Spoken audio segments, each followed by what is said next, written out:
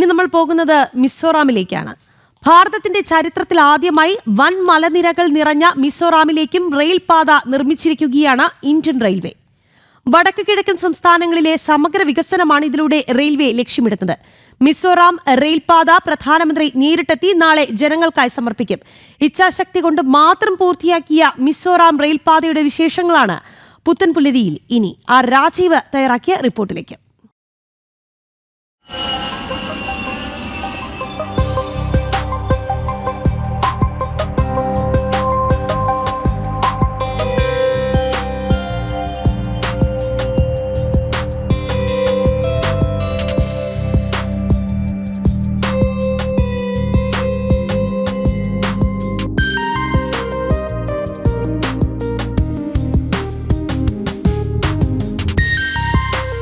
പ്രകൃതി കനിഞ്ഞു നൽകിയ സൗന്ദര്യം കൊണ്ട് ശ്രദ്ധേയമാണ് മിസോറാം. തലയുയർത്തി നിൽക്കുന്ന ഒട്ടനവധി മലനിരകളാണ് മിസോറാമിൻ്റെ പ്രത്യേകത. ആ മലനിരകളെ കീറിമുറിച്ചാണ് ഈ റെയിൽപാളം ഇങ്ങനെ കടന്നു പോകുന്നത്.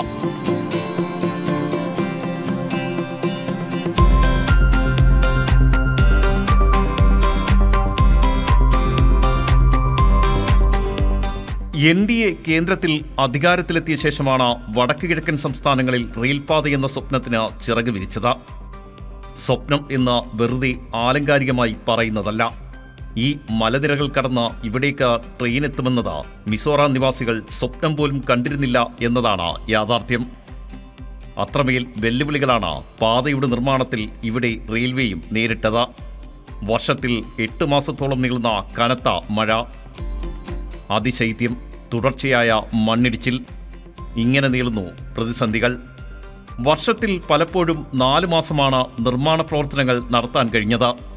കൊടുന്തണുപ്പിലും ആ സമയത്ത് റെയിൽവേ ജീവനക്കാർ വിശ്രമമില്ലാതെ ജോലിയെടുത്തു. മിസോറാമിലെ സാരംഗിൽ റെയിൽവേ നിർമ്മിച്ച ഈ പാലം കണ്ടാൽ തന്നെ മനസ്സിലാകും എത്രത്തോളം വലിയ വെല്ലുവിളികളാണ് റെയിൽവേ ഈ പാതയുടെ നിർമ്മാണത്തിൽ നേരിട്ടതെന്ന്. വനങ്ങളാൽ ചുറ്റപ്പെട്ട മേഖലകളിൽ നിർമ്മാണ സാമഗ്രികൾ എത്തിക്കുന്നതും വെല്ലുവിളിയായി. 51.38 കിലോമീറ്റർ നീളത്തിലാണ് റെയിൽപാത മലനിരകളിലൂടെ നിർമ്മിച്ചിരിക്കുന്നത്. ഒരിക്കലും നടക്കില്ലെന്ന് കരുതിയ ഒരു പാത യാഥാർത്ഥ്യമാകുമ്പോൾ അതിനു പിന്നിൽ ഒട്ടേറെ പേരുടെ ഇച്ഛാശക്തി കൂടിയുണ്ട്. തോൽപ്പിക്കാൻ നോക്കിയ പ്രകൃതിയെ പുഞ്ചിരിയോടെ നേരിട്ടവർ, പിന്മാറാൻ ഒരുക്കമല്ലെന്ന പ്രവൃത്തിയിലൂടെ മാത്രം തെളിയിച്ചു തന്നവർ. ഇവർക്കൊപ്പം കേന്ദ്ര സർക്കാരിൻ്റെയും ഇന്ത്യൻ റെയിൽവേയുടെയും അകമഴിഞ്ഞ പിന്തുണ കൂടിയാണ് ഈ വലിയ നേട്ടങ്ങൾക്ക് പിന്നിൽ.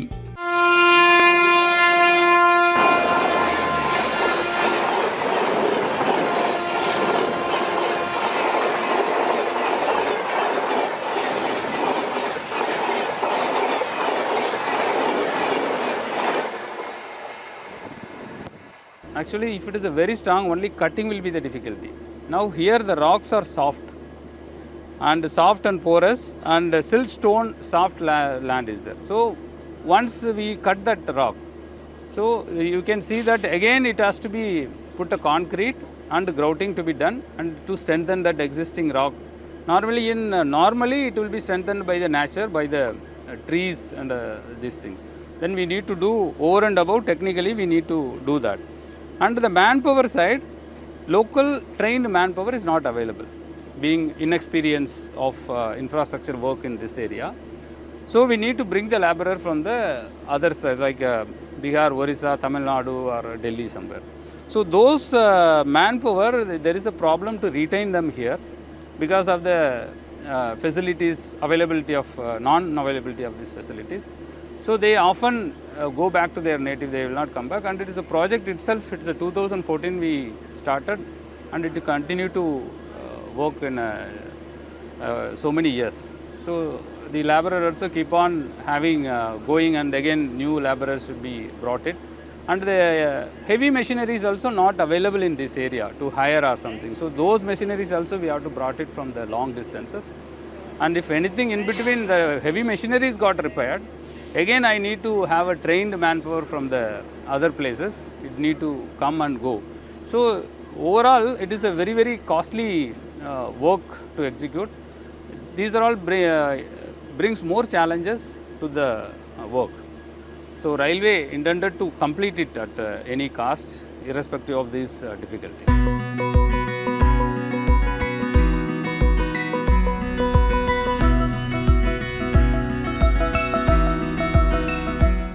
അൻപത് തുരങ്കങ്ങളും 150ഓളം പാലങ്ങളും നിർമ്മിച്ചാണ് മിസോറാം തലസ്ഥാനമായ ഐസ്വാളിനെ കൂടി റെയിൽവേ സ്വന്തമാക്കിയത്. ഇതിൽ നിന്ന് തന്നെ എത്രത്തോളം വെല്ലുവിളികൾ റെയിൽവേ നേരിട്ടുവെന്ന് മനസ്സിലാക്കാൻ കഴിയും. ഭൂകമ്പത്തെ പോലും പ്രതിരോധിക്കാൻ കഴിയുന്ന രീതിയിലാണ് റെയിൽപാത നിർമ്മിച്ചിരിക്കുന്നത്.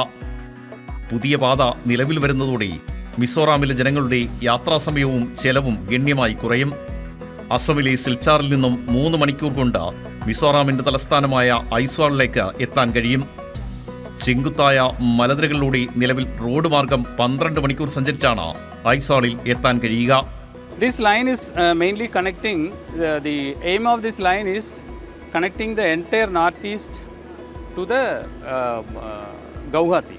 Guwahati was Assam headquarters, was the end of our, that is the entry point of the north frontier area. So we want to further extend deep into all the states of the north east line. So now this line exactly connects the Aiswal.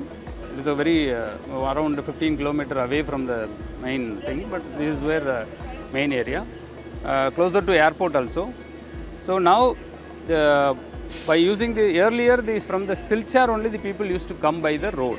It takes a lot of time, around 10 hours or 12 hours used to take it. So people will be facing difficulty. The tourist can come only through the airport, and by road they are not preferring due to the long journey and uncertainty in the roads.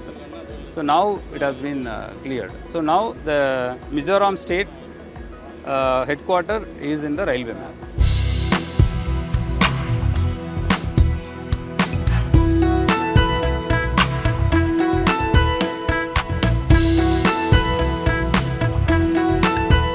ഈ train സൈറങ്കിൽ നിന്ന് നീങ്ങുന്നത് ചരിത്രത്തിലേക്ക് കൂടിയാണ്. ഒരിക്കലും നടക്കില്ലെന്ന് കരുതിയത് യാഥാർത്ഥ്യമാക്കുകയാണ് Indian railway. വടക്ക് കിഴക്കൻ സംസ്ഥാനങ്ങളെ കൂടി റെയിൽവേയുടെ ഭാഗമാക്കുമ്പോൾ ഇവിടുത്തെ സമ്പൂർണ്ണമായ വികസനം കൂടിയാണ് റെയിൽവേയും അതുപോലെ കേന്ദ്ര സർക്കാരും ലക്ഷ്യമിടുന്നത്. മ്യാൻമാറുമായും ബംഗ്ലാദേശുമായും അതിർത്തി പങ്കിടുന്ന സംസ്ഥാനമാണ് മിസോറാം. അതുകൊണ്ട് തന്നെ സായുധ സേനകൾക്കും ഈ റെയിൽപാത ഏറെ ഗുണകരമാണ്. സൈന്യത്തിന് അതിവേഗം അതിർത്തി പ്രദേശങ്ങളിലേക്ക് എത്തിപ്പെടാനും സാധന സാമഗ്രികൾ ഇവിടെ എത്തിക്കാനും കഴിയും. മിസോറാമിലെ ടൂറിസം സാധ്യതകൾക്കും ഈ റെയിൽപാത പുത്തൻ ഉണർവേകുമെന്ന കാര്യത്തിൽ സംശയമില്ല. യാത്രാക്ലേശം പരിഹരിക്കപ്പെടുന്നതോടെ വിനോദസഞ്ചാരികളുടെ ഒഴുക്കായിരിക്കും ഇവിടേക്ക്.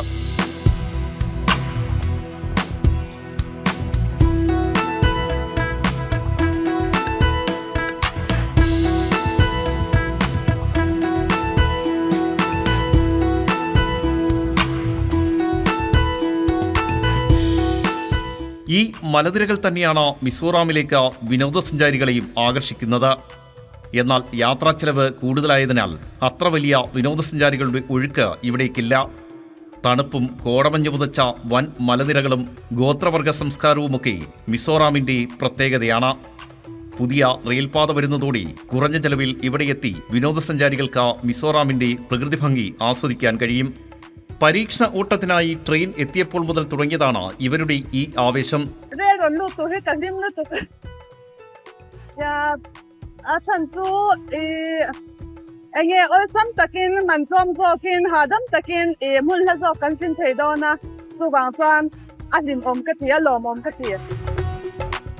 ഓരോ റെയിൽവേ സ്റ്റേഷനുകളിലേക്കും ട്രെയിൻ കാണാനായി ഗ്രാമവാസികൾ എത്തും. ബോഗികളിൽ തൊട്ടുനോക്കി നിന്നവരെ കോച്ചിനുള്ളിലേക്ക് കടത്തിവിട്ട റെയിൽവേയും ഇവരുടെ സന്തോഷത്തിനൊപ്പം നിൽക്കുന്നു. ഇവിടെ സെൽഫി എടുത്തും മറ്റും സ്വപ്നം യാഥാർത്ഥ്യമാകുന്നത് ആഘോഷമാക്കുകയാണ് മിസോറാം ജനത. ചരിത്രത്തിലാദ്യമായാണ് മിസോറാം തലസ്ഥാനമായ ഐസ്വാളിലേക്ക് ഒരു ട്രെയിൻ എത്തുന്നത്. അതിൻ്റെ സന്തോഷത്തിലാണ് മിസോറാം ജനതയും. ആ ട്രെയിനിലെത്തി സെൽഫി എടുത്തും മറ്റും ആഘോഷങ്ങൾ പങ്കുവെക്കുന്ന കുടുംബങ്ങളെയാണ് നമുക്കിവിടെ കാണാൻ കഴിയുന്നത്. 2014 നവംബറിലാണ് പദ്ധതിക്ക് പ്രധാനമന്ത്രി നരേന്ദ്രമോദി തറക്കല്ലിട്ടത്. 8,000 കോടി രൂപയ്ക്ക് മുകളിൽ ഈ റെയിൽപാത നിർമ്മാണത്തിന് ചെലവായി. വടക്ക് കിഴക്കൻ സംസ്ഥാനങ്ങളുടെ സമഗ്രമായ വികസനം കൂടിയാണ് വെല്ലുവിളികൾ മറികടന്നും ഈ പാതയുടെ നിർമ്മാണം പൂർത്തിയാക്കാൻ കേന്ദ്ര സർക്കാരിനെ പ്രേരിപ്പിച്ചത്. So it is the entire money is given by the central government. It is a railway project. There is no other contribution. It is a railway project. It is a 8,000 crore, 8,075 crore approximately it has been spent. It's going. Fund-wise, there is no crunch. Only the projects, the feasible, strategically important, socially, economically important projects, we continue to execute. മറ്റു സംസ്ഥാനങ്ങളിലും കൂടുതൽ പാതകൾ തുറക്കുന്നതോടെ 2030-നകം വികസനത്തിൽ വൻ കുതിപ്പ് ഇവിടേക്ക് എത്തിക്കാൻ കഴിയും. മിസോറാമിന്റെ വികസനത്തിന് കേന്ദ്ര സർക്കാർ നൽകിയ ഈ റെയിൽപാത രാജ്യത്തിന് സമർപ്പിക്കാൻ പ്രധാനമന്ത്രി നേരിട്ടെത്തും. അതിനായുള്ള കാത്തിരിപ്പിലാണ് മിസോറാം ജനത.